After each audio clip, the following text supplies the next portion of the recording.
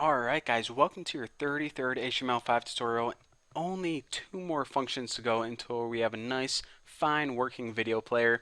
And in this tutorial, I'm going to show you guys how to update the progress bar. Because right now, if we go ahead and check out our website, launching Chrome, we have a nice default bar on the bottom, but we don't have a progress bar at all. We don't have that blue bar that's moving. So in this tutorial, I'm going to show you how to get that blue bar that moves along with your video as your video plays.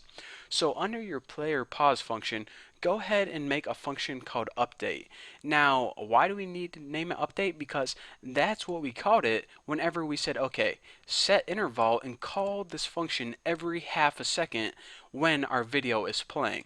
So this is the function that's going to get called every half a second, depending on, what time you set in milliseconds in your set interval. So let me just go ahead and hit function, and mine is called update, and it's not going to take any parameters, and it's just going to do some grunt work like before. Now, the very first thing we need to do is we need to check if your movie is playing or if it is not playing. So go ahead and add a nice little if statement, and I'm just going to go ahead and copy this right now. If the movie has not ended. So I'm just going to go ahead and say, okay, if the movie has not ended, then it must be playing, or it must be somewhere in the middle of the movie. So when it is playing, or, basically when it has not ended, what I need to do first is calculate how big I need the bar to be. So before we can plop it on the screen, we need to calculate the size of it. So go ahead and make a variable, just call it size, and I'm going to set this equal to parse int, and what this is going to do is it's going to take the calculation and round it to the nearest integer, basically, or turn it into an integer. Whenever you parse something, you pretty much force it to be an integer. And I'm just going to give you guys the formula for this. I don't want to talk you guys through it too much. It's my movie, which is our video, and current time. Actually, you need to set it like that. Current time with the T needs to be a capital, and you need to multiply it by the bar size. Now that's why we took the bar size, and we actually got that from the width of the default bar. It's the size of this yellow bar right here, and we actually can put 600 right in here, like this. But since we may change that later on, and since you guys are programming this, following along, you may have a different size, let's just go ahead and use that variable bar size and set it over my movie dot duration. Make sure I spelled that right, and it looks good to go. Now, a couple things I want to point out. First of all, take the current time, or, if this video was like 4 minutes long, the current time would be like 2 minutes, and you're going to multiply it by 600 in this case, and divide it by the total duration of your movie, which would be like 4 minutes or something. And that's going to give you the size in pixels of however long your bar needs to be. Now, don't worry about the formula. I don't really want to explain that, but what I do want to point out is this current time property and the duration property. You're saying, how the heck does your website know the current time and the duration of your video? Well, that's something cool that we got along with JavaScript and HTML5. Whenever a video is playing, your browser already knows how long that video is, and also where in that video, pretty much the current time of that video. So those properties are already built in. We don't need to build extra functions for that. So how cool is that? Again, like I said, browsers are really smart nowadays, so might as well take advantage of it.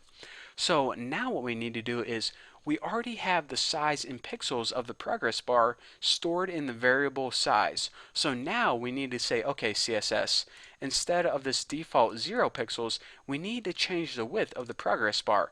However, we just can't go ahead and change it right here every time. So how do you access a CSS property through JavaScript? I'm going to show you guys an awesome way to do that. The very first thing you need to do is get whatever element you are working with. We're working with the progress bar. So go ahead and hit progress bar. Now, in order to change any style, any CSS property, just go ahead and hit style. And now, after that, hit what property do you want to change? Well, we want to change the width. And you say, okay, you want to change the width. Now, what do you want the width to equal? Well, we want it to equal the number of pixels, in other words, that size variable. However, we just can't say width equals 250. We need to say width equals 250 pixels, width equals 250 inches, width equals 250 miles. So we need to add px on the end of this. So in order to do that, you write your variable, which is size. Say this is like 80 or something. It's going to be 80 plus, and I think I might have accidentally hit caps lock there. Nope, I didn't. Plus, and in single quotations, put px. So then if this calculates to 80, it's going to be change the width to 80 pixels. If it calculates to like 120, change the width to 120 pixels. And this function is going to get called over and over and over again. Now, it's probably going to, more likely than not, it's going to grow by like 1 pixel every second. So the size of this entire bar is going to change by 1 pixel. It's going to get wider and wider every second. So now that this is basically what happens when the video is playing. However, what we need to do is we need to set another bit of code. And let me make sure I didn't forget my semicolon. There we go. So this is what happens whenever the video is playing or whenever the video has not ended. However, whenever the video does end, what do we want to happen? Well, the first thing that we need to do is we need to reset this to 0 pixels because we want to put our progress bar right at the very beginning. So what we can do in this case is actually get rid of this variable right here because we don't need to calculate anything. We can just write 0 pixels just like that. Another thing that we want to do is we need to change the button text to play. So if the video is playing, remember the button text is pause. Now what we want to do is we want to set that to play, and we already coded that, so let's copy that and change it to play. So basically whenever your video plays and it ends, and it's pretty much going to stop, and we want to set that button to play again unless they want to watch the video again or something.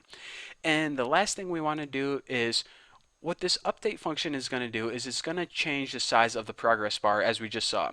So whenever the video has stopped and it's not playing or it's paused or something, we don't want them to update the size. We want it to stay at 0 pixels.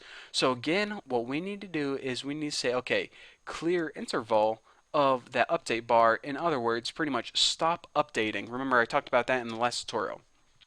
So that is all I have to code in this tutorial. Basically, to recap one last time, this update method is responsible for changing the width of the progress bar as the video is playing. Again, this progress bar is going to grow in width as the video is playing. It's going to change size. So when the movie has not ended, as the video is playing, it's going to calculate how big it needs to be, and it's going to change it through CSS. It's going to change the width of that progress bar. However, when the video has stopped, say it got to the end, what it's going to do is it's going to reset that to 0, make the text on the button say play, and it's going to say stop updating or stop changing the width of that progress bar because you're not playing, you're just paused, you don't need to change widths. So that is all we have to do for this function. In the next tutorial, what we're going to be doing is we're going to write, we pretty much took care of all the button functionality, but we also want them to be able to scroll through depending on where they click on this default bar right here. So we're going to be coding that function in the next tutorial, and then that is our very last function. Then we can test this baby out, and I can show it off to you guys, and you can show it off to your mom and dad, whoever you want to. So there you go. I can't wait. I'm super excited. So thank you guys for watching, and yeah, I'll see you in the next tutorial.